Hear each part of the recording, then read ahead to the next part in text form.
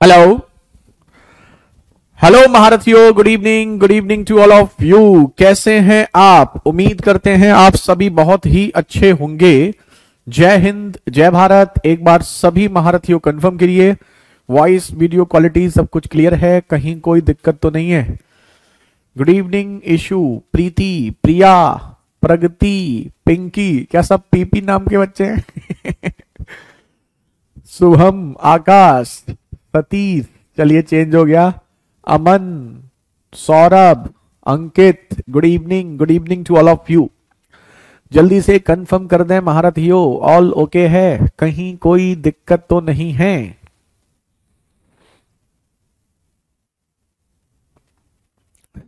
बताइए। चलिए, तो देखिए हमारा चल रहा था मेंसुरेशन 2D। मेंसुरेशन 2D में आपका क्या होता है, थोड़ा सा आपकी कुछ फॉर्मूले से रिलेटेड क्वेश्चंस हैं, इनको देखते हैं। यहां 23 तक हमने आपको करा दिया था। अब ये 24 का देखो, ये गाय वाला क्वेश्चन है ना, बड़ा फेमस सा क्वेश्चन है।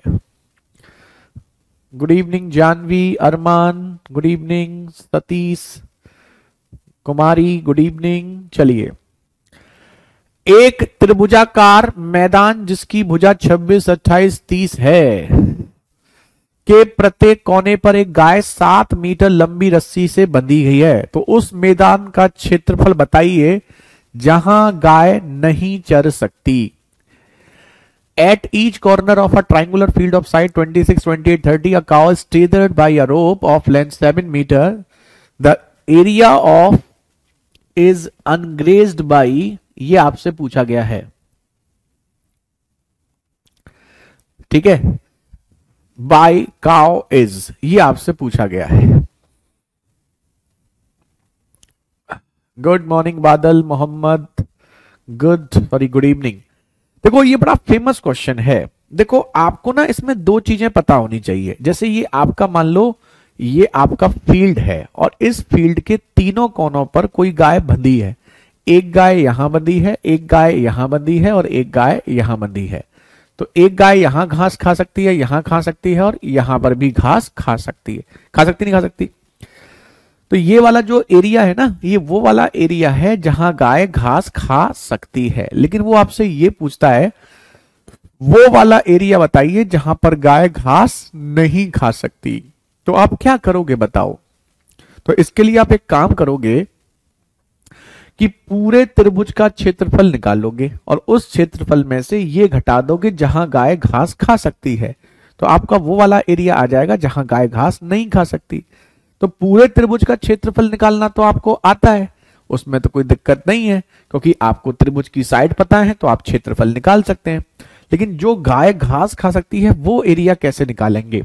तो आप ध्यान से देखेंगे ना, ये जो गाय ऐसे घूमती है ना, तो ऐसे, तो ये सर्कल वाला पार्ट बनाती है, जिसे हम क्या बोलते हैं, सेक्टर।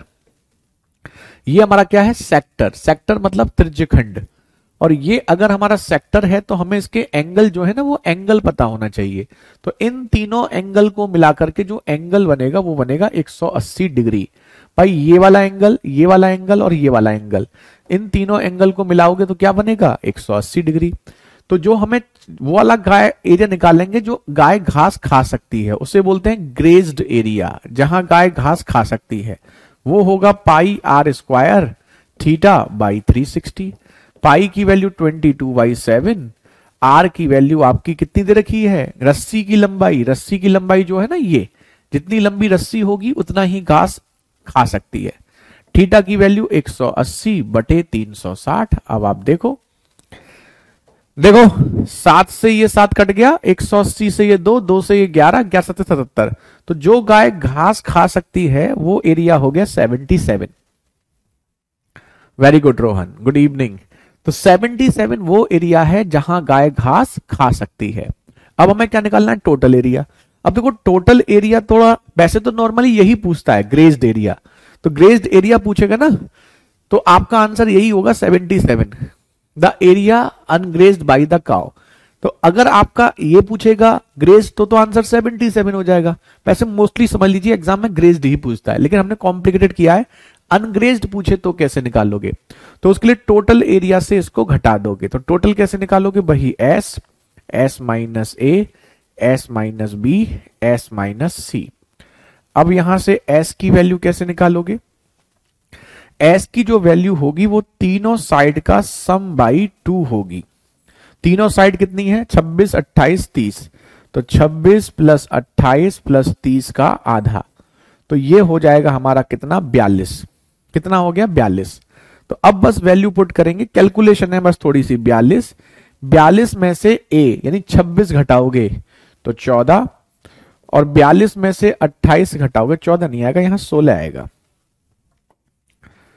यहां आएगा 14 और यहां आएगा आपका ऐसे ही 12। अब देखो इसको ना मल्टीप्लाई मत करो, हमने बताया था ना आपको मल्टीप्लाई मत किया करो। जैसे यहां पर आपको ये दिख रहा है 16, 16 का कितना आ गया? 4, ठीक है। अब जैसे यहां 14 दिख रहा है तो इसमें से 14 तिया 42 में से 14 अलग कर लो, तो ये 14 और 14 अलग होकर के ये भी बाहर आ गया। अब 3 इंटू 12, 3 इंटू 12 आपका कितना हो गया? 36, 36 का वर्गमूल 6 आ गया। तो आपका हो गया 14 छिंग 84, 84 दूनी 168, 84, 84 इंटू 4, 4 चौक 16, 32 और 1 33, 336, 336 टोटल एरिया आ गया। तो उसमें हमें वो निकालना है जहां गाय घास नहीं खा सकती, तो उसके लिए हम टोटल में से ये घटा देंगे। तो 336 में से 77 घटा देंगे तो 259, ये आपका आंसर। देखो वैसे आप समझ लो, ये आप मन में सेट कर लो, आपके एग्जाम में मोस्टली यही आता है कि ग्रेज्ड एरिया, और अगर ग्रेज्ड एरिया मतलब जहां गाय घास खा सकती है, तो आप समझ सकते हैं वो बहुत आसान है। बस इसमें इतना ध्यान रखना, ट्राइंगल के तीनों कोनों के जो एंगल बनेंगे उन एंगल का सम 180 डिग्री होगा, ठीक है। तो 180 डिग्री होगा तो यहां पर ये 180 डिग्री आएगा। Good evening Priyanka, happy Basant Panchami भाई, आप सभी को लिए भी बहुत बहुत शुभकामनाएं।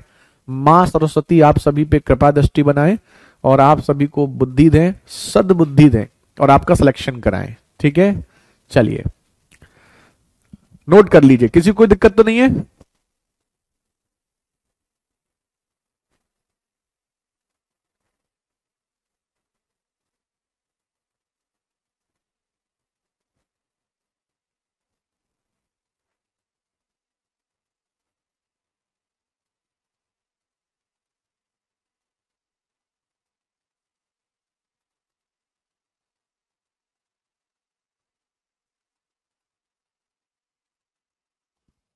चलो ये देखो, एक आयताकार मैदान 30 मीटर 20 मीटर के किनारे पर एक गाय बांधी गई है, रस्सी की लंबाई उतनी है तो उस क्षेत्र का क्षेत्रफल जहां गाय घास खा सकती है। ऐसा क्वेश्चन आता है आपका, है ना, जहां गाय घास खा सकती है। तो जैसे ये आयताकार मैदान है तो यहां रस्सी से एक कोने से गाय बांध दी, तो यहां से लेके यहां तक ये आपका वो क्षेत्रफल हो गया जहां गाय घास खा सकती है। अब चारों कोनों पर नहीं है, ये ध्यान रखना, यहां पर चारों कोनों पर नहीं है, एक ही कोने पर है। किस पर है? एक ही कोने पर है। और इस कोने पर जो एंगल बनेगा वो कितना बनेगा? 90 डिग्री। क्यों? क्योंकि आयत है, रेक्टेंगल है, रेक्टेंगल आयत में जो एंगल बनता है वो 90 डिग्री। अब इस रस्सी की लंबाई कितनी है? रस्सी की लंबाई दे रखी है 14 मीटर, तो ये 14 मीटर वृत्त की त्रिज्या का काम करेगा। तो क्षेत्रफल पाई आर स्क्वायर थीटा बाई 360, तो पाई की वैल्यू 22/7, आर स्क्वायर 14 का स्क्वायर, थीटा बाई 360, यानी कि थीटा की वैल्यू कितनी है? 90/360। बस खत्म। 7 से ये 2, 2 से ये 180, 90 से ये 2, 2 से ये 7 और 22 इंटू 7 154, यही आपका आंसर। इतना ही पूछता है नॉर्मली। मतलब ये समझ लीजिए कि वो आपसे यही पूछेगा कि गाय कितना एरिया खा सकती है, तो एरिया जो खा सकती है उसे आप डायरेक्ट निकाल सकते हैं। जल्दी से नोट कर लीजिए फिर कंफर्म कीजिए।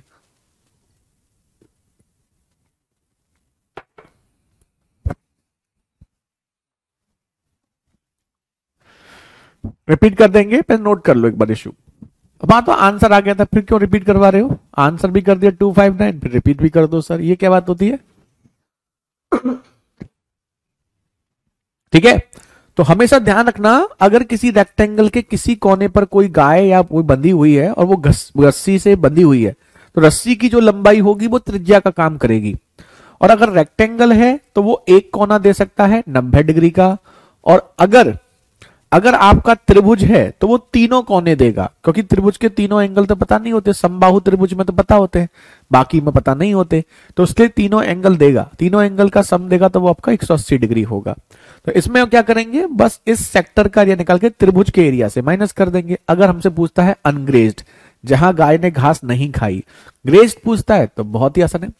सर इसमें 30-40 की जरूरत ही नहीं है, बिल्कुल इसमें 30 × 40 की कोई आवश्यकता नहीं है।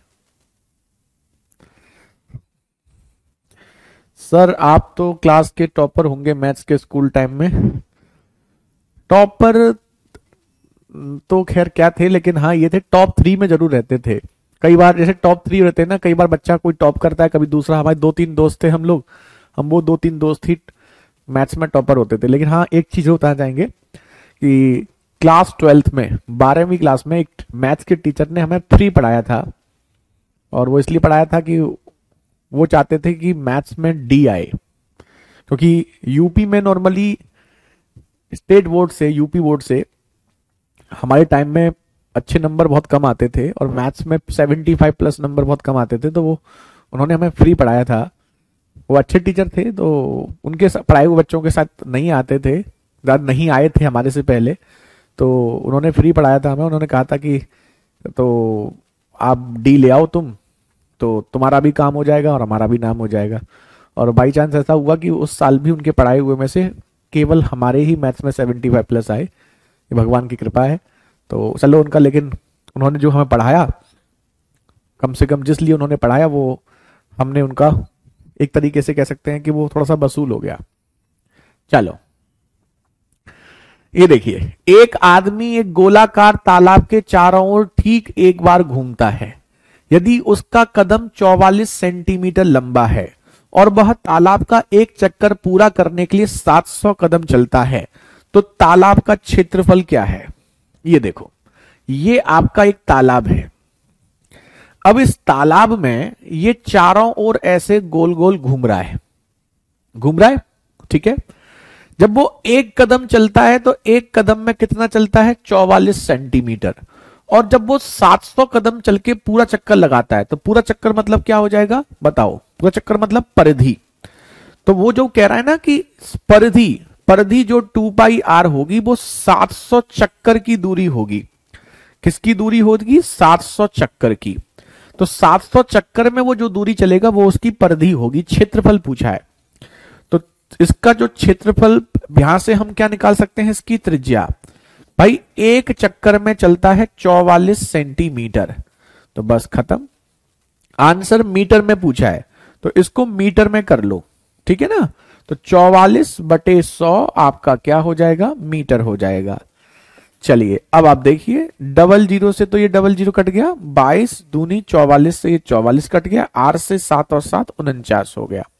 इसका क्षेत्रफल पूछा है, तो क्षेत्रफल होगा πr², 22/7 इंटू 49 तो 7 से 7, 7 दूनी 14, 4 निम 36, लास्ट में 6 आना चाहिए, सब में 6 दे रखा है, कम वक्त। लेकिन कोई बात नहीं है, 11 के मल्टीप्लाई में आना चाहिए। 7 और 4 11, 5 और 6 11, 7 और 5 12, 4 और 6 10, ये हट गया, ये तो पहले हट गया।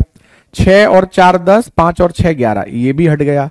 तो एक ही ऑप्शन बचा 7546, ये आपका आंसर।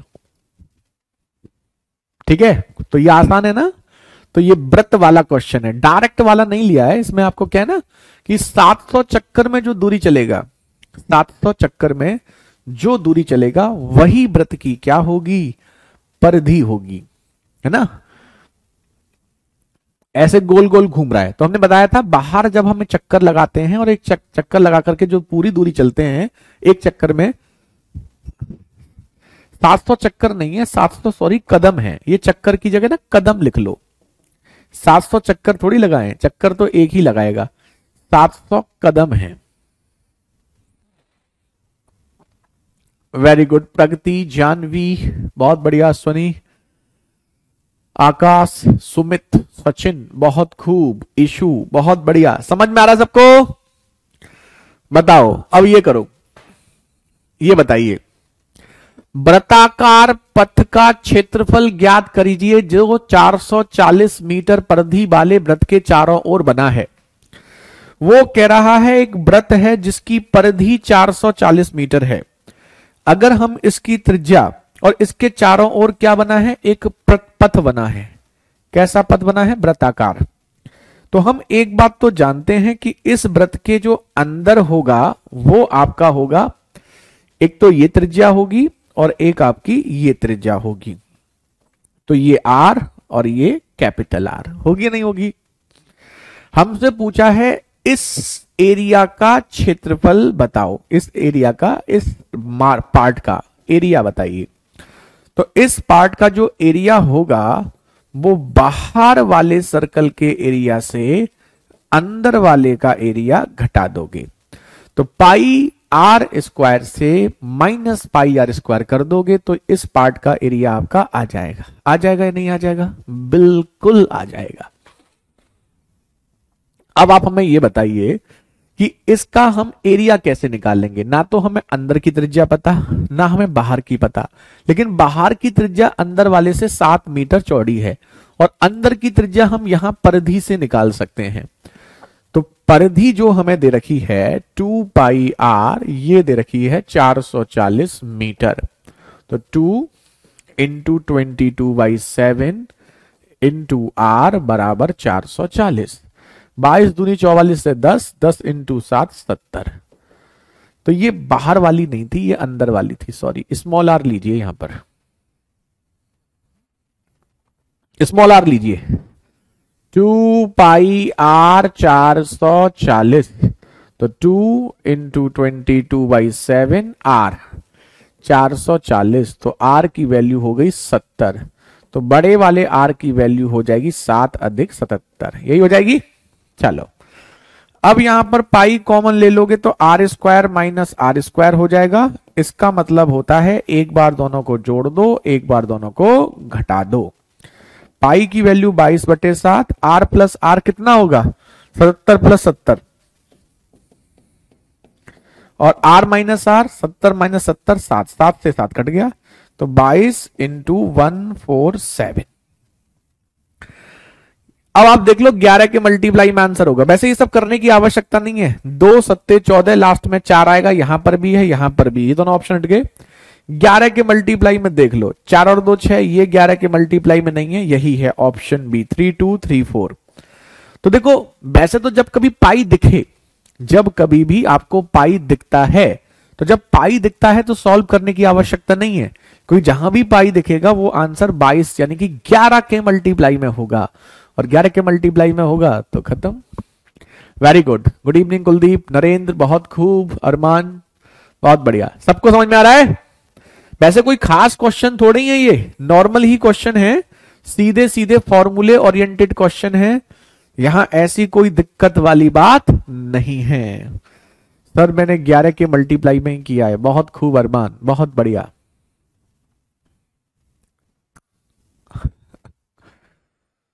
अब बताओ, आर नहीं निकाला आपने? बहुत बढ़िया तुम समझदार हो गए हो, बिना आर निकाले कर लिया। चलिए ठीक है, आपको यहां पर हो गया, लेकिन ना ऐसे एग्जाम में तो आप ऐसे ही करो, लेकिन नॉलेज के पॉइंट ऑफ व्यू से ये भी सीखते चलो, है ना। वेरी गुड, प्रगति, इशू, जानवी, सतीश, शुभम, आकाश, बहुत खूब। अगला बताओ अब, जॉगिंग ट्रैक का क्षेत्रफल ज्ञात करें जिसकी चौड़ाई 2 मीटर है और यह 20 मीटर 18 मीटर आयाम वाले एक आयत के चारों ओर बनाया गया है। यह समझिए एक आयत है, इस आयत के चारों ओर आपने एक ट्रैक बनाया है। क्या बनाया है? एक ट्रैक। ठीक, ये देखो, ये जो ट्रैक, ये जो है ना 20 मीटर 18 मीटर का है, ये 20 और ये 18।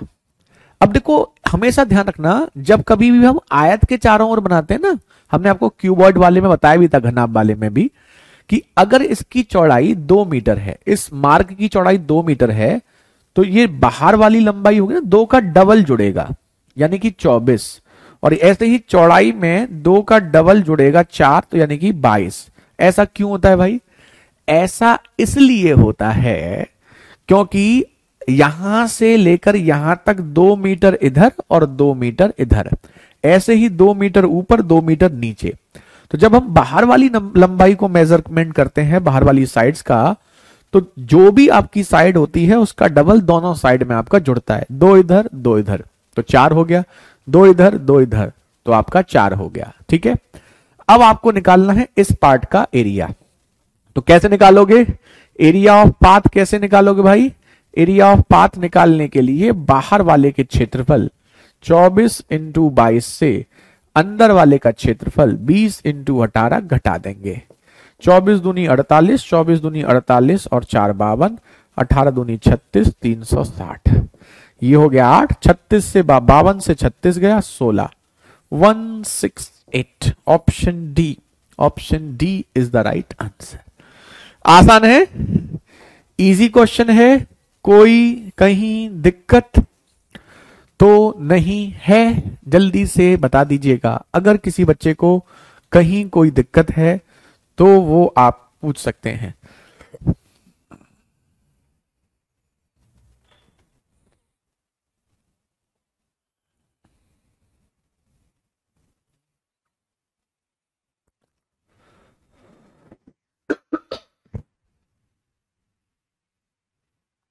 चलो, वेरी गुड। प्रगति, मोहम्मद, सतीश, अनिल, शुभम, अमित, बहुत खूब।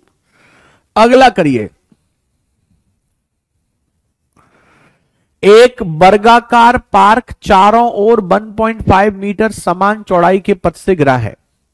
पथ का क्षेत्रफल दिया है, तो पार्क की परिधि बताइए। जैसे ये पार्क हो गया और पार्क चारों ओर से ऐसे आपका ये घिरा हुआ है। देखो इसकी चौड़ाई 1.5 मीटर है, तो इसका डबल, डबल कितना होगा? 3 मीटर जोड़ेंगे।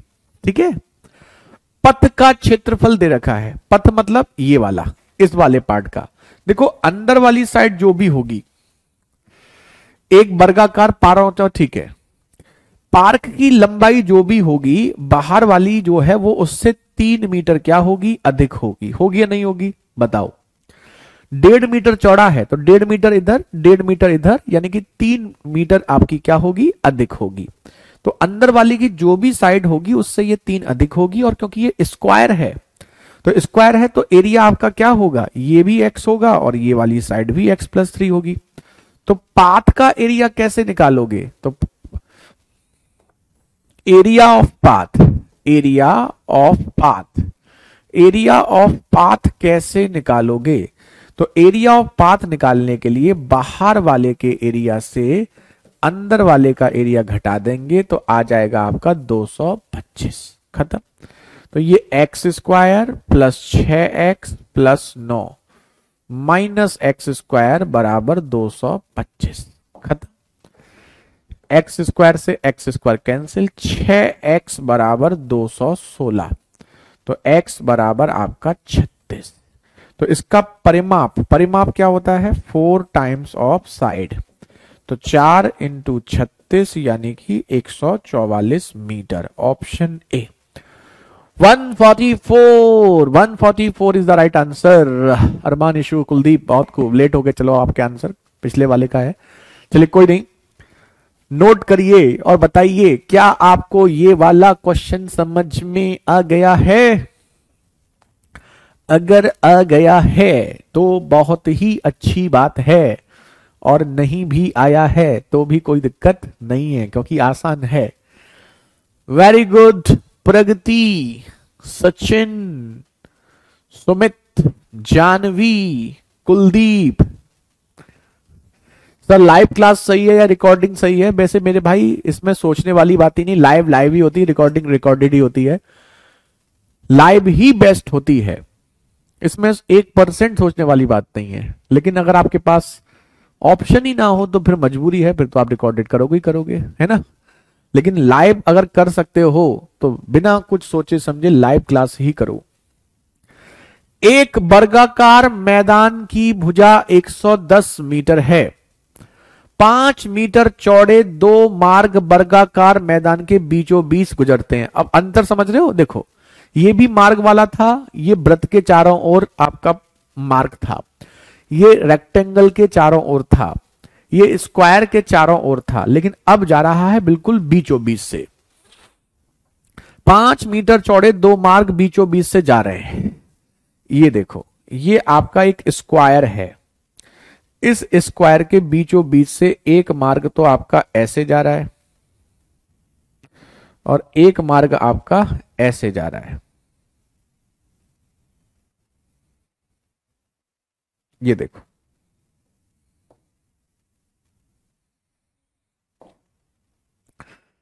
अब इसको पूछे मार्गों का क्षेत्रफल, तो देखो बिल्कुल सिंपल फंडा है कैसे निकालोगे? देखो दो तरीके हैं। अगर ये 110 मीटर का है और इसकी चौड़ाई 5 मीटर है, तो 5 मीटर चौड़ाई, और अगर ये 110 है, ये भी 110 है, तो 5 मीटर चौड़ा 110 मीटर लंबा आपका ये वाला रेक्टेंगल हो गया। ये रेक्टेंगल भी 5 मीटर चौड़ा 110 मीटर लंबा हो गया, और लंबाई चौड़ाई 5 मीटर ये हो गई नहीं हो गई? तो आप, एक तो तरीका आपके पास ये है कि एरिया ऑफ पाथ निकालने के लिए आप क्या करें, एक रेक्टेंगल दो रेक्टेंगल, इन दोनों रेक्टेंगल का निकालोगे, जिसमें ये कॉमन आ जाएगा तो इसको हटा दोगे। तो 110 इंटू 5, 110 इंटू 5 से 5 इंटू 5 को घटा दो, तो 11 पंजे 55, 550, 11 पंजे 55, 550 माइनस 25, तो 1100 माइनस 25, 1100 माइनस 25 मतलब 1075। यही आपका आंसर।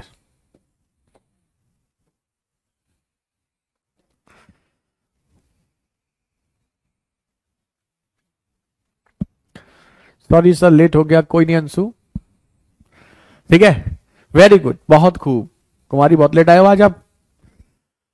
अब देखो दूसरा तरीका क्या है कि आप एक रेक्टेंगल का निकाल लो। इसका कैसे निकालोगे? 110 से 5 घटा करके, देखो पूरा 110 है, उसमें से 5 घटा दोगे और उसका आधा कर दो, तो ये वाली साइड आ जाएगी। तो अगर आपको केवल ये वाली साइड निकालनी है तो 110 से 5 घटा करके आधा कर दो, यानी कि 105/2। तो ये वाली साइड 105/2 है, ये भी 105/2 है, तो ये आपका स्क्वायर बनेगा, और ऐसे 4 स्क्वायर बनेंगे। तो ऐसे भी कर सकते हैं आप एरिया के लिए, 105 इंटू 1/2, 105/2 एक का आ गया, और ऐसे हैं कितने?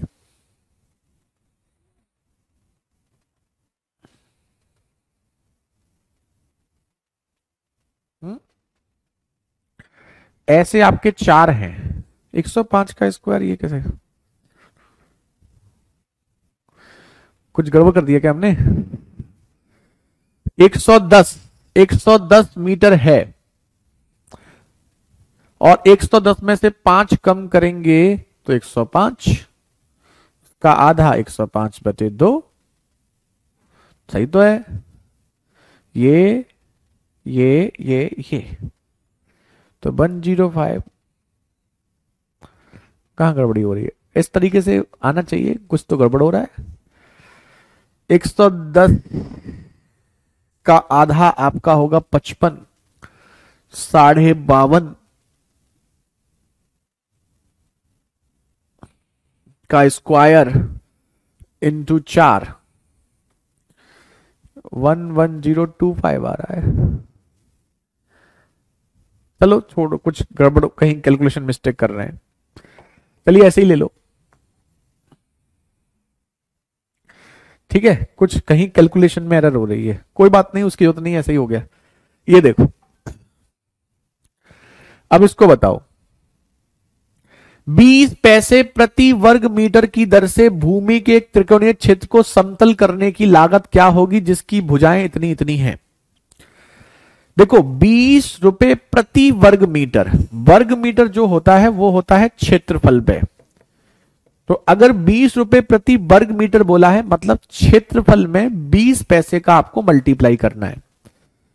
तो अगर आपको कॉस्ट निकालनी है तो जो भी आपका क्षेत्रफल होगा उसमें 20 पैसे मतलब 20/100 रुपए का मल्टीप्लाई करना है, तो आपकी पूरी कॉस्ट आ जाएगी या नहीं आ जाएगी? बिल्कुल आ जाएगी। अब ये बताइए, ये आपका क्या है? त्रिभुज, जिसकी भुजाएं 72, 30, 78 बहुत बड़ी है। चेक कर लो कहीं समकोण त्रिभुज तो नहीं बन रहा। अगर समकोण बढ़ेगा तो हमारा आसान हो जाएगा। तो हमारा किससे कट रहा है? ये 6 से। 6 से ये 12 बार, 6 से ये 5 बार, 6 से ये 13 बार। 12 5 13 क्या होता है? समकोण त्रिभुज की भुजाएं। इसका मतलब ये समकोण त्रिभुज बन रहा है। तो सबसे बड़ी भुजा तो यहां लिख लो 78, बाकी 30 और 72 को कहीं भी लिख लो, एक जगह 30 एक जगह 72। तो एरिया आपका होगा हाफ बेस इंटू हाइट। तो 2 से 36, 36 दिया 108, 1080। तो 1080 इंटू 20/100 रुपए, तो 216 रुपए। यही आपका answer, option C. Option C is the right answer. तो अगर कहीं भी कॉस्ट वाला क्वेश्चन आए तो आप ध्यान रखना, कॉस्ट वाले क्वेश्चंस में आप क्या करेंगे?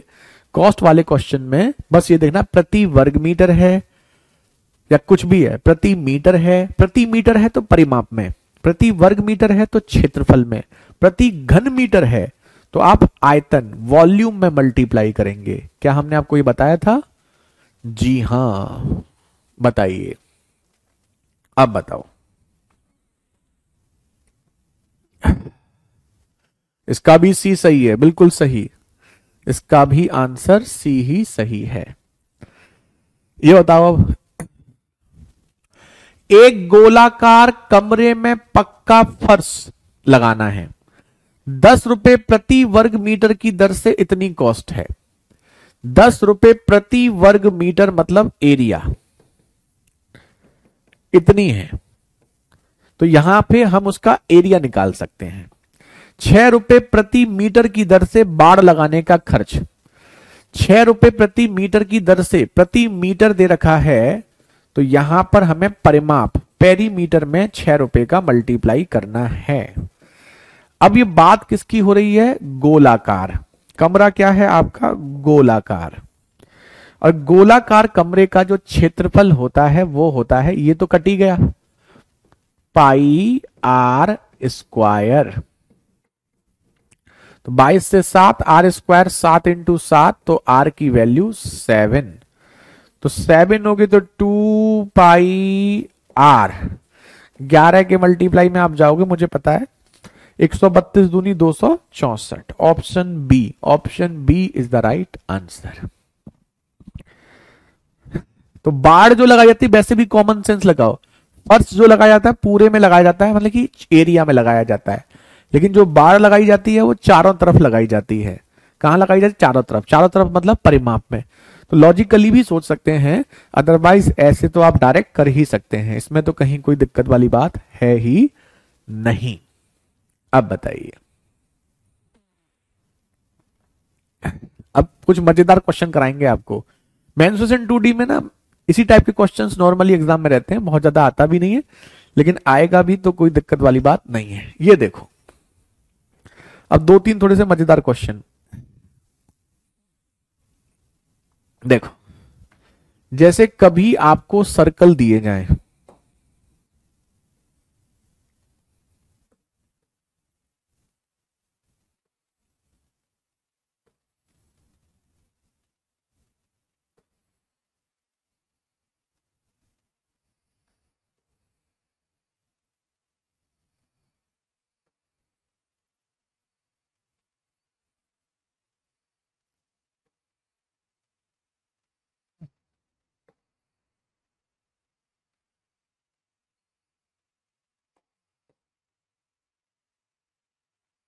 ये देखो, अगर आपके कहीं सर्कल ऐसे अटैच्ड हों और उन सर्कल को बाहर ऐसे किसी रस्सी से या किसी उससे ऐसे बांधा गया हो,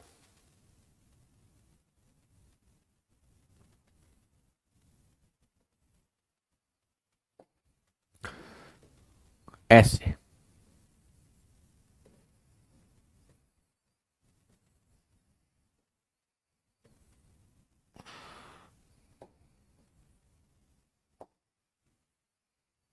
ऐसे, तो इसमें रस्सी की लंबाई पूछता है।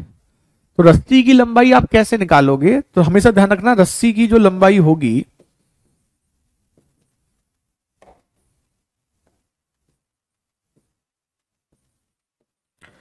सरकमफेरेंस में जितने भी सर्कल हैं, जितने भी सर्कल हैं उतने डायामीटर का मल्टीप्लाई कर दोगे, डायामीटर ही लिख देते हैं। यहां सी आपका परिधि हो गया, सरकमफेरेंस, एन आपके व्रतों की संख्या, कितने व्रत हैं, और डी आपका हो गया व्यास, डायामीटर। तो इसकी जो रस्सी की लंबाई होगी वो परिधि मतलब 2πr, 2 सर्कल हैं तो 2 व्यास। यहां 3 सर्कल हैं 2πr के साथ 3 व्यास। यहां 4 सर्कल हैं 2πr के साथ 4 व्यास, बस यही। तो जैसे इस क्वेश्चन में पूछा गया है तो इसकी रस्सी की लंबाई क्या होगी, 2πr प्लस 3 सर्कल हैं तो 3r, तो 2πr plus 6r, 2πr plus 6r, option C. तो यहां पर आपके दिखने के लिए यहां पर आपको एक ही क्वेश्चन दिख रहा है, लेकिन ऐसे 3-4 क्वेश्चन आपके जो बन सकते हैं, 3 क्वेश्चन में दिखाए, 5 भी सर्कल हो सकते हैं, 6 भी हो सकते हैं, कितने भी सर्कल हो, ध्यान रखना मैक्सिमम 6 ही होते हैं। तो इसमें रस्सी की लंबाई आपसे पूछता है, तो रस्सी की लंबाई क्या होगी, जो सरकमफेरेंस, एक सर्कल की परिधि तो लेंगे, सर्कल की परिधि के साथ जितने सर्कल हैं, 2 सर्कल हैं तो 2 व्यास, 3 सर्कल है तो 3, 4 है तो 4, डायमीटर जोड़ देंगे तो रस्सी की लंबाई आ जाएगी। अब देखो अगला ये देखो, ये रेलवे में आया हुआ क्वेश्चन है। इसमें आपको ये जो दिया ना, ये वाली साइड, ये यहां लिख लो, यहां आपको ज्यादा अच्छी दिखेगी। ये 20 है और ये आपकी 16 है, और ये समकोण त्रिभुज है। इसका मतलब क्या हो गया, ये 90 डिग्री। वैसे भी व्यास पर जो त्रिभुज बनता है वो समकोण त्रिभुज, राइट एंगल ट्रायंगल होता है। तो उसमें इसका क्षेत्रफल पूछा गया इसका, तो 90 डिग्री पर है तो एक आधार हो जाएगा और एक आपकी ऊंचाई, एक बेस और एक परपेंडिकुलर, और ये आपका हाइपोटेनियस। तो कभी भी ऐसा क्वेश्चन दिया जाए तो इसमें ध्यान रखना, इस साइड को छोड़ करके ये आपका कर्ण होगा, कर्ण यानी कि हाइपोटेनियस। बाकी 2 साइड में से किसी को भी बेस और किसी को भी परपेंडिकुलर ले सकते हैं। 160 इज द राइट आंसर। थोड़ा सा, हाँ, ये आंसर आ गया आपका, खत्म। अब बताइए,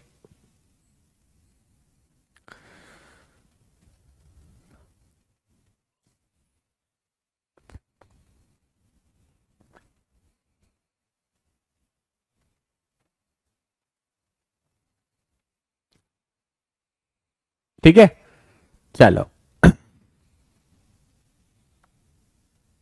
ये बताओ, ये भी प्रीवियस ईयर क्वेश्चन है। आकृति में O एक व्रत का केंद्र है, सेक्टर OAPB का क्षेत्रफल व्रत के क्षेत्रफल का इतने गुना है। तो x की मान, यहां x जो है वो आपका एंगल है, तो इस सेक्टर का जो क्षेत्रफल है वो आपसे पूछा गया है। तो सेक्टर का जो क्षेत्रफल होता है वो होता है पाई आर स्क्वायर थीटा बाई 360, यही होता है। ये आपको दिया है का क्षेत्रफल व्रत के क्षेत्रफल का इतने गुना है, तो व्रत का क्षेत्रफल पाई आर स्क्वायर, इसका 5/18 है, ये आपसे कहा गया है। तो ये तो आप समझ गए हैं कि यहां से पाई आर स्क्वायर से पाई आर स्क्वायर कैंसिल, यहां थीटा की वैल्यू उसने दे रखी है x, तो क्या आप यहां से x की वैल्यू निकाल सकते हैं, जी हां, 18 से ये 20 और 20 पंजे 100, तो 100 degree, option B is the right answer. ठीक है, तो ये आपका हो गया। तो ये सेक्टर में आपको सेक्टर का क्षेत्रफल दे दिया कि सेक्टर का जो क्षेत्रफल है वो आपके पूरे सर्कल का क्षेत्रफल का 5/18 है। तो आप सीधे भी सोच सकते थे सेक्टर का एंगल जो होता है वो थीटा बाई 360 होता है, तो वो थीटा बाई 360 5/18 है, लेकिन डिटेल में कर दिया है, कोई दिक्कत नहीं है।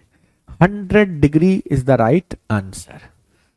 चलो अब हम आपको कुछ थोड़े से मजेदार क्वेश्चन दिखाते हैं, थोड़े से मेंसुरेशन 2D में कुछ फिगर वाले क्वेश्चंस आ जाते हैं जो आपके दिखने में थोड़े से अच्छे होते हैं।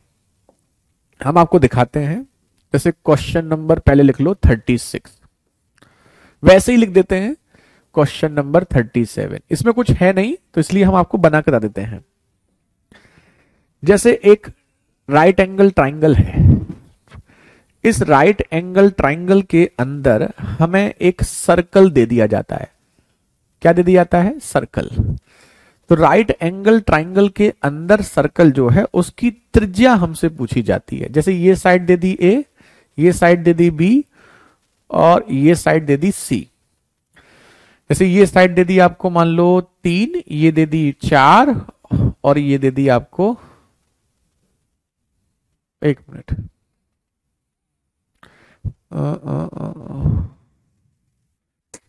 सर्कल नहीं होगा, स्क्वायर, सॉरी। सर्कल का तो हम बता चुके ना, सर्कल का तो हमने बता ही दिया है आपको, स्क्वायर लिखो। सर्कल का तो हम आपको करा चुके हैं, सर्कल नहीं स्क्वायर। राइट एंगल ट्राइंगल के अंदर एक आपका स्क्वायर होगा, वो कहेगा मैक्सिमम साइज का स्क्वायर, यानी जो भी अधिकतम साइज आपका बन सकता है। तो स्क्वायर की साइड उसने मान लो दे दी एक्स, ये आपका क्या है? स्क्वायर, वर्ग है। लिख लेना आप लोग, हम यहां नहीं लिख रहे। और ये दे दी 3 4 5, तो यहां पर इस स्क्वायर की साइड पूछता है या क्षेत्रफल पूछता है? तो आप इसको कैसे कर सकते हैं? देखो वैसे तो इसका सीधा तरीका होता है, स्क्वायर की जो साइड होगी यानी कि साइड ऑफ स्क्वायर, है ना, साइड ऑफ स्क्वायर यानी कि वर्ग की भुजा, सीधे सीधे इन दोनों साइड को मल्टीप्लाई बाई सी होती है। ये आपकी स्क्वायर की साइड होती है सीधे सीधे। बेस इंटू परपेंडिकुलर अपॉन ये कैसे होती है?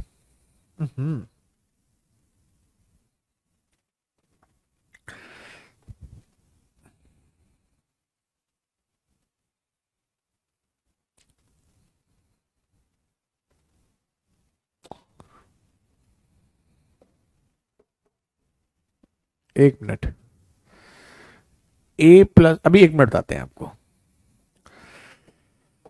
पहले ये समझो, जैसे इसको अगर हम ऐसे ब्रेक कर दें, ऐसे ऐसे ब्रेक कर दें, ठीक, दो त्रिभुज में, तो आप यहां पर एक चीज नोटिस करोगे, और वो नोटिस ये करोगे कि एक तो त्रिभुज आपका ये वाला बन गया जिसमें हमने शैडो कर दिया ये वाला, और एक त्रिभुज आपका ये बन गया, इसमें बेस ये है, हाइट ये है। तो हाफ ए इंटू एक्स, इसमें इस त्रिभुज में देखोगे बेस ये है और हाइट आपकी ये भुजा ही होगी, तो हाफ बी इंटू एक्स, और दोनों को अगर हम जोड़ देंगे तो पूरे का क्षेत्रफल आ जाएगा। पूरे का क्षेत्रफल हाफ ए बी, पूरे का क्षेत्रफल क्या होगा? Half A B. तो अब यहां से आप नोटिस करोगे हाफ तो कॉमन लेकर के आपका क्या हो गया? कैंसिल। एक्स यहां से कॉमन ले लोगे तो ए प्लस बी, और यहां पर ए इंटू बी, तो x की वैल्यू होगी a into B upon A plus B. तो यहां x की जो वैल्यू होती है वो a into B upon A plus B, यानी कि जो भी आपकी भुजाएं हैं बेस और परपेंडिकुलर, उनका मल्टीप्लाई बाई सम।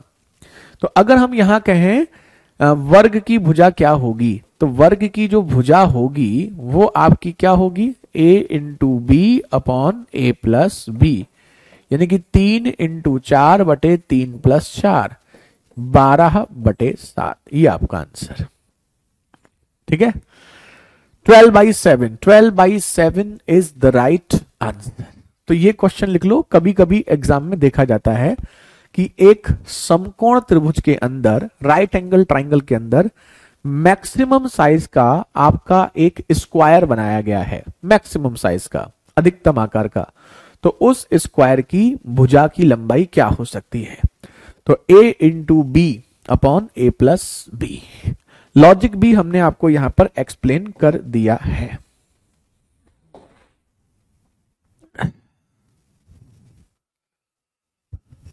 ठीक है, अब देखो दो क्वेश्चन आपको और दिखाते हैं ऐसे। क्वेश्चन नंबर 38, ये थोड़े से कुछ फिक्स क्वेश्चन हैं जो आपने देखे होंगे। 39,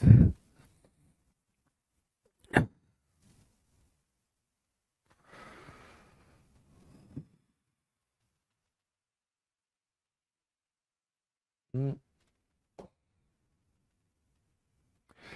जैसे ये एक राइट एंगल ट्राइंगल है, ठीक है। इस राइट एंगल ट्राइंगल में वो आपसे क्या करेगा, ये दोनों साइड आपको बराबर देगा। जैसे ये वाली साइड है, ये वाली, यहां से लेके यहां तक, यहां, और इसको आर्क लेकर के आपका एक ऐसे सर्कल बना देगा। समझ रहे हो, आप यहां से ऐसे लेकर के एक सर्कल बना दोगे, फिर इसको व्यास लेकर के एक सर्कल और बनाएगा ऐसे, और इन दोनों के जो बीच में बनेगा ना, उसका क्षेत्रफल पूछता है। ऐसे ही ये किसी पे भी कर सकता है। ये आपको ऐसे भी कर सकता है कि एक सर्कल के अंदर ट्राइंगल है, ऐसे,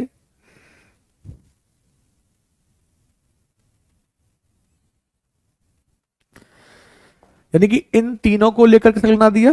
इसके बाद वो ना इस पर, इसको लेकर के एक सर्कल, इसको लेकर के एक ऐसे, और इसको लेकर के एक ऐसे बना देगा। फिर इसका आपको ये दे देगा शेडेड पार्ट। तो शेडेड पार्ट का एरिया पूछेगा। मान लो इस राइट एंगल ट्राइंगल की साइड दे दी 12 और 12, और इस त्रिभुज का क्षेत्रफल दे दिया, त्रिभुज का क्षेत्रफल मान लो दे दिया 36 वर्ग सेंटीमीटर। तो इसमें शेडेड पार्ट का एरिया पूछता है। क्या पूछता है? शेडेड पार्ट का, यानी कि जो आपका छायांकित भाग का क्षेत्रफल है। तो ध्यान रखना, इसमें शेडेड का जो एरिया होगा, एरिया ऑफ शेडेड रीजन, यानी छायांकित भाग, छायांकित भाग का क्षेत्रफल,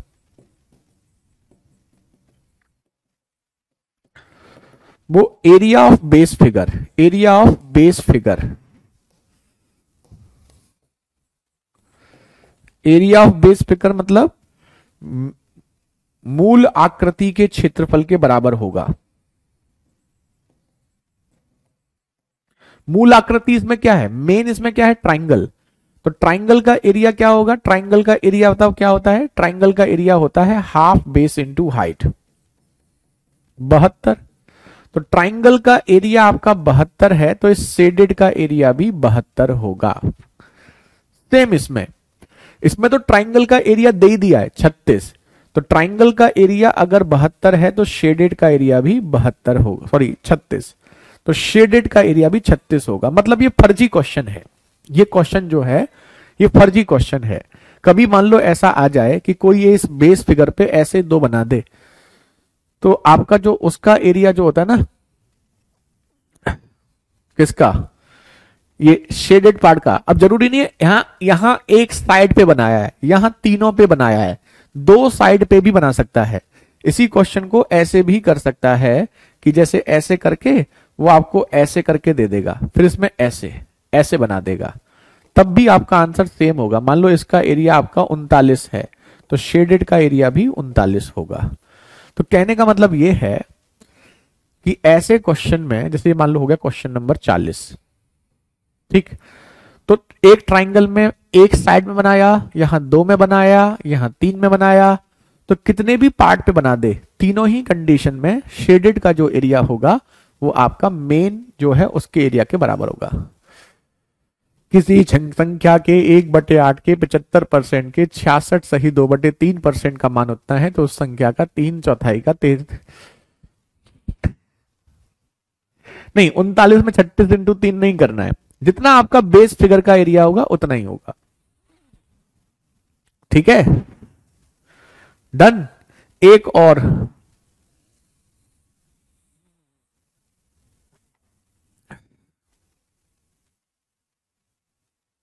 एक बच्चे का क्वेश्चन है, ठीक है, ये तो हो गया आपका, है ना। एक बच्चे का क्वेश्चन है कि किसी संख्या के, बस ठीक है, खत्म हो गया ये मेंसुरेशन 2D आपका, है ना। बाकी हम जो छोटी मोटी चीजें मॉक टेस्ट में कराई देते हैं आपको। 1/8 के 75% का, बच्चा पूछ रहा है एक 66 सही 2/3% मतलब 2/3 का मान 169 है, तो उसी संख्या के 3/4 का 33 सही 1/3%, यानी 1/3 की वैल्यू पूछी है। यानी कि x/4 की वैल्यू आपसे पूछी गई है। देखो पहली चीज तो ये है कि ये आपका 3/4 होगा, 3 से 3 कट गया, 2 से ये 4 बार कट गया, तो x/4 ये हो गया, इंटू 1/4 ये हो गया 179। तो अगर आपको x/4 चाहिए तो 4 की वैल्यू हो जाएगी 179 इंटू 4, यही आपका आंसर, खत्म। ठीक है महेश।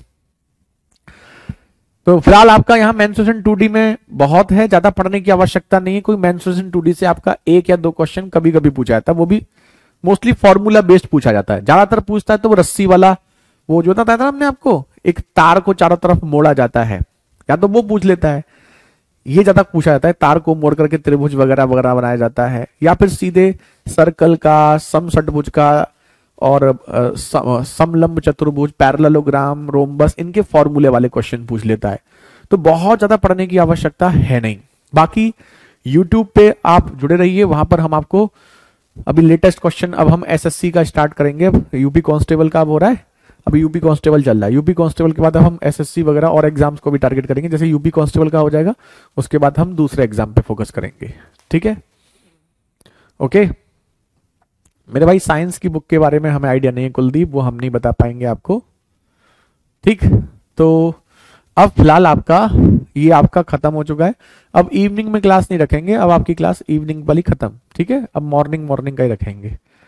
ठीक है, चलो तो आज इतना ही रखते हैं और आज की आपकी सेवा यहीं पे समाप्त करते हैं। अभी आप लोग मजे करो, एंजॉय करो। बाय बाय, टेक केयर, जय हिंद, जय भारत।